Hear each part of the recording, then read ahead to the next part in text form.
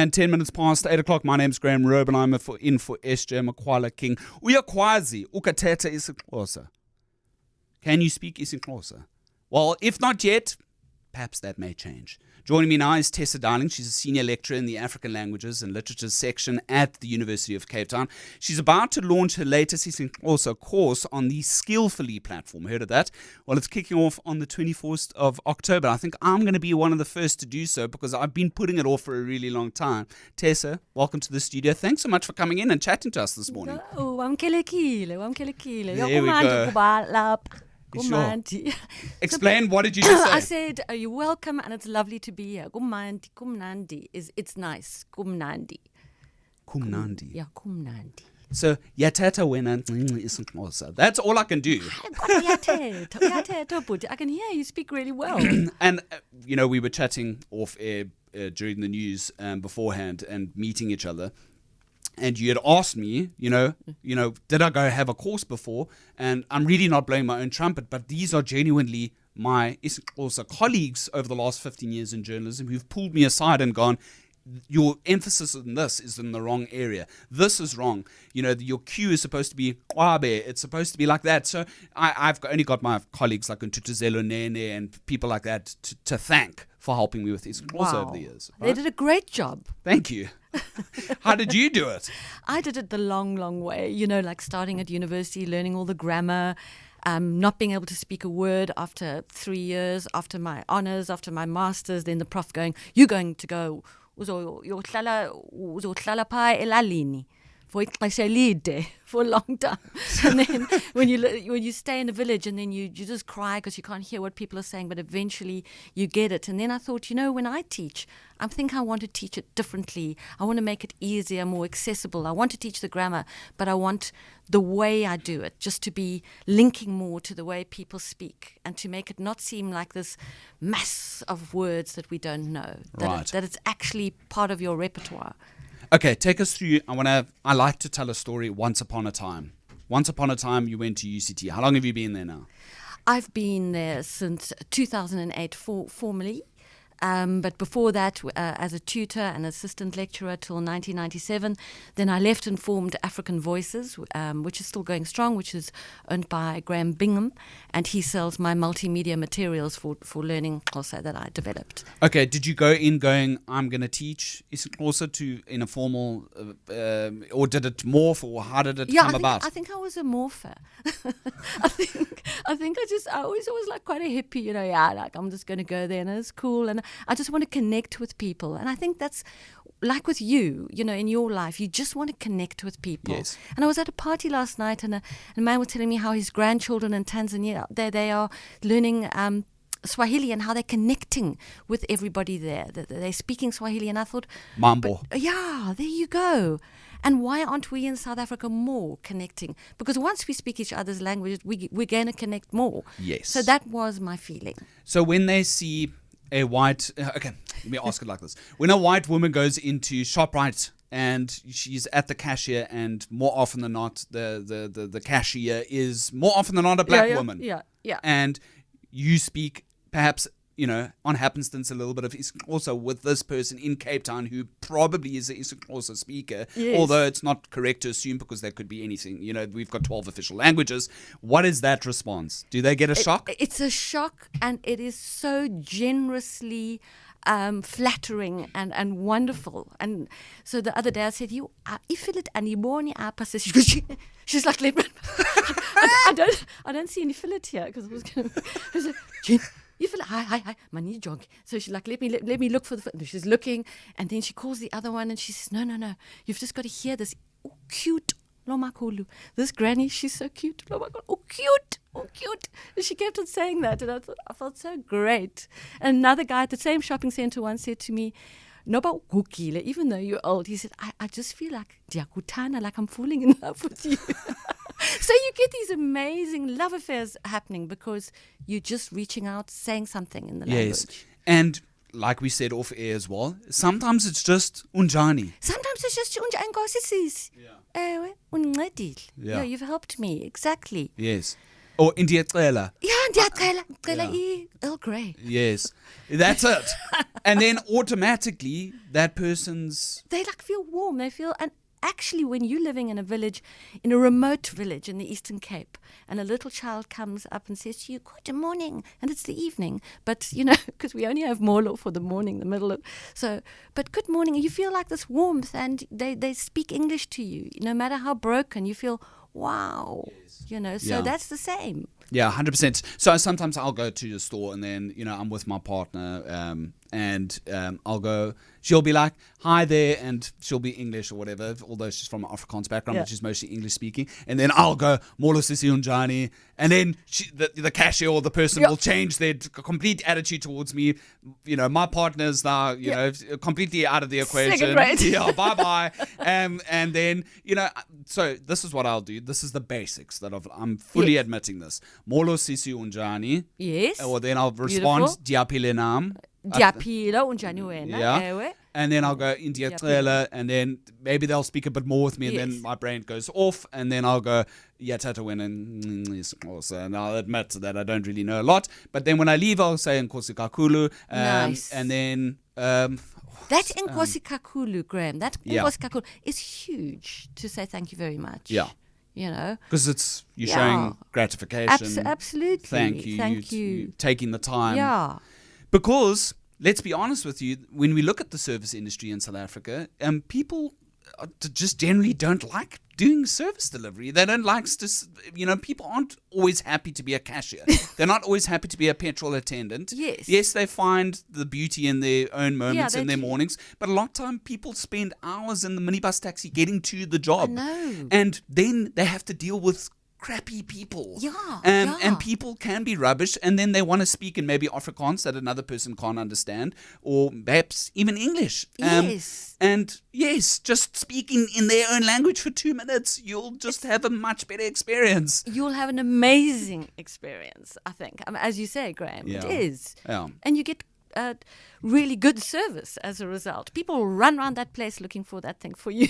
Yes. I'm so pleased I'm finally having this conversation because, it sits on your brain for a really long time. Okay.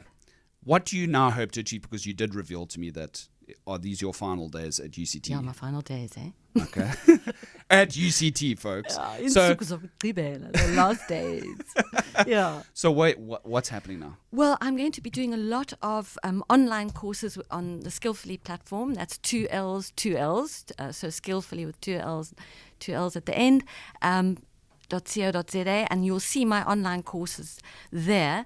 And the way I want to teach them is also to let people know that so much English has crept into the language that can also be used. You can use that in the way you speak, so that people say, I can't remember. I think Amber was saying to me, there's just so much vocabulary, but part of the vocabulary is already available to you in the fact that so many people speak English. I'm going to weave that into the course, although you will learn mostly Xhosa.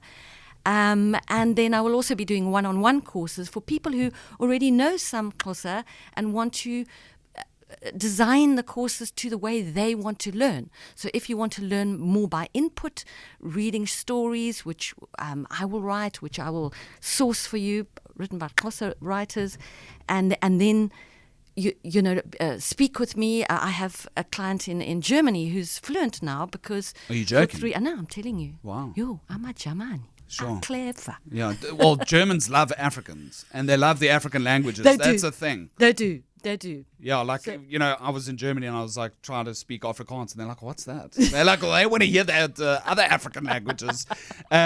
Here's Tinker on the WhatsApp line. And of course, if you've got questions for the fantastic Tessa Dowling, please drop them on 072 567 1567. Tinker writes, Tessa's courses are amazing! Mark. I learned so much. If you want to learn isiXhosa, this is the place to start. Many exclamation marks. That's from Tinker. Tinker was great. I remember Diamkumbulu Tinker. I remember her. No, she was absolutely great.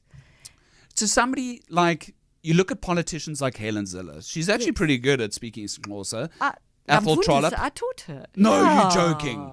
That's how old. Seriously? Yeah, she was great. She did her homework and just had this motivation to learn it as well, which is so attractive to a teacher when somebody's so motivated. Was Helen she's a strict one, hey? Oh, She's no, a strict strict. auntie that. No, she would tell me things like in your book, you left out that, and she was quite right. She would tell me what I'd left out. Thanks, Helen. Jeepers, you don't have to be controlling for 2 minutes, okay? But you'll. But delightful. She was delightful. Yes. A lot of people don't know this, but like with journalists especially, just a quick side story. Helen Zille, if you got something wrong about a story, or perhaps you'll feel like it's misinformation or disinformation, or maybe you misquoted her or something like that. Back before, social media and internet was so ubiquitous, she would phone you. Yeah. And cuck you out, basically. And she'd be like, you got that story wrong, Graeme, and they give you like a mouthful. And it's a rite of passage for most journalists. But anyway, who's been your favorite student then? Oh, she was one of them. There's a woman who has done my beginner course a few times called Janice, and she just had this amazing feedback. After the class, she'd say, I went to my spa. I went and I looked for I remember the Earl Grey tea bags, and I said, EP Earl Grey, like, where is the Earl Grey? And then the woman told, and she would come back with these stories of the friendships that she made, and so that was always great. So, I've got a doctor in Knysna, Johan, who also just uses his Xhosa at the hospital, who he's with. So the people who I feel go out and use the Xhosa and come back often saying, I don't know if I'm right. Right. Showing their feelings to you. And I think that's what I try and make about the course, is that you can express your feelings. Yes. How frightened you are, and then It's fearful to get language wrong, though. I know. It's very fearful. And yet no one judges you. I think that's the thing. The only thing they are is pleased. They're not saying, "Oh, you got that wrong," or the click, or your colleagues who said, that click is wrong. That was more just to correct you. Totally. That came from a nice place. A nice place. Yes, it was. Exactly. At no point did I go like, I took it on. Yeah. Because going out in the field and interviewing people, like, oftentimes you're going to townships, or you're going to like perhaps an area that's a little bit more dodgier than most. Although I must say, I've got a theory about this. When you go into the dodgy areas and they see a white guy, people leave you alone. Like, seriously, I don't know. It's a thing. It's genuinely a thing. You can go into a township that's completely black majority, and you can go in as a white guy, and more often than not, people will help you with directions. Yes. And that's putting a misconception completely on its head. And when I spoke a little bit of isiXhosa, I got a better interview, or I, got to access somebody like a whistleblower, or somebody that had information for me, as opposed to if I came perhaps maybe just English only, and wasn't as, friendly. I wouldn't have had a good time. I absolutely agree. Yeah. I do. I think it forges relationships that you otherwise wouldn't have. Yes. But I also love the students who love the absolute symmetry of the language, the fact that the language is absolutely mathematically beautiful in the way that it operates. And when they say, oh my God, all of this makes such sense, it's more sensible than English, I also love those students. So I want to include all of them, those who love the grammar. Greg Fried at Skillfully actually did do my course and did wonderful, diagrams and charts of being a philosopher, a logician, working out how the language works. That's also beautiful. Yes. So I don't mind where the student comes from, but they will land up speaking it, yes. Whichever their approach, and that's what I want to do with students. Helen Zille said it's one of the most difficult languages in the world to learn. Would you agree with that? I can see where she's going, but where she's coming from on that. But I don't think it is one of the most difficult.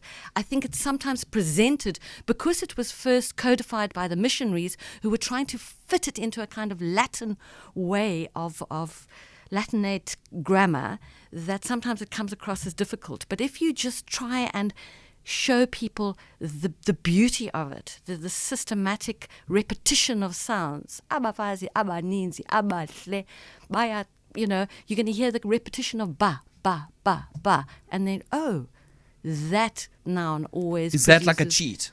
That's a cheat. That's a cheat, and I will show you the cheats, and that you can do in 10 minutes. Yes.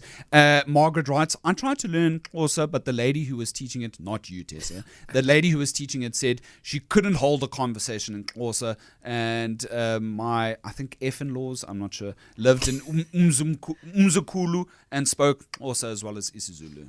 Okay, well, they had a bad experience, these people. They had a bad experience. Why do you think that maybe happened? I think sometimes the teacher is very fixated on the standard that nobody actually speaks. And so the person who they're teaching quite an outdated form of the language, like as if we were teaching English sort of using Chaucerian English or Shakespearean English. We wouldn't do that. We'll teach the English, colloquial English. And I think sometimes that is more difficult for people to learn that standard. Also, the fact that if you say, that's Zulu, that's Xhosa, you shouldn't do that. These Zulu and Xhosa are just one language to me that are different dialects. And I think that we can be open. If people are speaking Zulu to you, that's fine. So Cambridge every year has this thing, or Oxford, I can't remember which, but the last couple of new words that came into it, and I actually made a note about it. Please just bear with me because I just had this sort of brain fart, if you will, Tessa. Obviously, new words get added every year, and a lot of them are slang, Yes. you know, the lexicon of the time, and a lot of it's obviously got to do with the internet. One of them was toilet skibbity. I'm not even going to pretend to try explain that to you. Delulu and tradwife. Some are controversial, but these were added to the Cambridge Dictionary in the last year. But in South Africa, obviously, you know, we're a little bit behind in some of our languages and getting a more, you know, concise dictionary together. You are in fact busy with that, with isiXhosa. Is that right? Yes. So what I do is I trawl various sources of Xhosa on the internet. Xhosa, TikTok comedy, a lot of my students research that they're doing their interviews with people, and then I look at the words and I think, I wonder if that's in the Xhosa dictionary. None of them are there because they are English words that have been adapted to Xhosa. And so this is just the first, like I've got a set of notes over here for Graeme, which is all these words and how easy it is then to speak the language. If you say, I can say, I approach yake, I right. Approach is approach, yake, I heard this on the radio, his or hers, I right, about a coach. And then if it's not right, ayiko right. So then you're learning, you know, you've got the vocabulary, I right, I wrong. So I right and I wrong must go into the dictionary. A right is in the dictionary, ready is in the dictionary, but I approach isn't, I topic isn't, you know, all these words that I have found that are repeated every day, plus all the numbers. You do not have to count in Xhosa anymore. No one does. Right. I've got one or two more questions, and we're not done yet, and sport can wait a little bit. We've got a voice note from Janine. The conversation's too good. I've always found it unbelievable that the ANC didn't make learning a local indigenous language compulsory for every child in every school from 94 onwards. By now we'd have everybody being able to speak to each other in their own language. What a dereliction of duty on their part. Absolutely. Could not have agreed more with an opinion on a Sunday morning than that. What do you think? Well, I think it's hard. I think the task is hard, and I do agree it should be made compulsory, but you also don't want to force people to do something that they're not going to love. So first of all, you've got to do some marketing around the language and just saying, how can you not learn 70% of the population's language? Because Right. 70% of our population speak an African language. Yes. When you learn one, honestly, when I learned Sotho after learning Xhosa, it was easy. It's easy. They operate in the same way. Yeah. Well, of course, the apartheid machine was disgusting and Yeah. completely obliterated Yes. any, thinking around having that. And I always go back to the Vereniging Treaty after the Anglo-Boer War as being the pivotal moment when political rights were taken from the African black majority. Yes. And that signified the end for Yeah. a really long time. People often say, apartheid started in 1948. No, it was before that. And before. all of those, groundwork was laid with Yanni Smuts and all of those guys. I mean, you can tell me what you like. I know the history. Anyway, we've got another voice note from Andrew. Good morning, Showing password keyboard. Good morning, CapeTalk. My name is Solomzi. I remember about 8 years back, I was teaching Xhosa to English and Afrikaans speakers. Now, at the end of the course, there was an evaluation form students had to fill out. One lady wrote at the section where it says, how was the lecturer? And then she uploaded me, and finally she said, Inkosi Solomzi. She meant to say Inkosi Solomzi. For that mistake, she gained more marks because she was acknowledging me as a chief. My name is Solomzi Yapi from Mount Frey in Mapobo, Transkei. Thank you. Thank you so much. It came up as Andrew on the WhatsApp line, but thank you so much for sending that in. I really appreciate it. Inkosi kakhulu Solomzi. That's funny. There's probably many peculiar examples of that, right? And that mistake, that Inkosi instead of Enkosi, does come up. But Solomzi, as you can see, was not judgmental of his student. You know, he was, thank you for calling me a chief, or even Lord. Inkosi Benan, you know, may the Lord be with you. So that's, I had another student who took me to church services in Hermanus in Xhosa, and she was also a wonderful student because she loved just being part of the service and understanding the service in Xhosa. And so all of that, you know, the religion, the way people practice religion, you just have access to when you learn a language. I strongly believe in life that things happen when they should. So you'll meet people along your way when you need to meet them. And I don't know, but for me, the last 3 years of my life have felt very magical that things happen when they need to happen. I think I was meant to meet you today to re-inspire me to want to learn Xhosa properly so that I can be a better broadcaster. And so, Tessa, how, if I wanted to start tomorrow and I had a bit of extra bucks, how can I enroll in your classes? I would go to skillfully.co.za, skillfully with 2 L's, and I would look for Xhosa, and you'll go straight to my courses, and then you can sign up there. And they're going to last for 8 weeks. It's 1.5 hours a week, and you get just a course that is going to make you speak as well, but not in an intimidating way, in a friendly environment, and where we have feedback each session, and you get a little bit of homework to do. If you don't have time to do it, it's cool, but it will inspire you. And I don't think there's anybody on those courses who ever comes out with, you know, less than having reached out to people more often. And when's that Kasi Lingo Cambridge Dictionary with Tessa's signature on? When's that coming out? That's going to come out next year. I've written 3 chapters of this. It's called E-Innovation, which is innovation in Xhosa, all the new words, the new ways of speaking, and how you can harness those new ways in and use them for your own speaking of Xhosa. Right. You've inspired me. Like, I'm not being funny now. Things happen when they need to happen. So thank you. Inkosi kakhulu iba imnini emnande. I was keeping that for the end. Now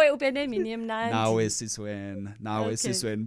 Just catching up with some of your WhatsApps over the last short while, especially in relation to the isiXhosa conversation we had with Tessa. It's fantastic. It's probably going to be up on Prime Media Plus quite soon, and you'll be able to go listen back to that. I'm really going to sign up to learn isiXhosa properly so that I can get away from just saying Unjani and Diapilenam and Iba Mnini Mnandi, all the basics. I really need to get to a point where I can start learning a little bit more of advanced isiXhosa.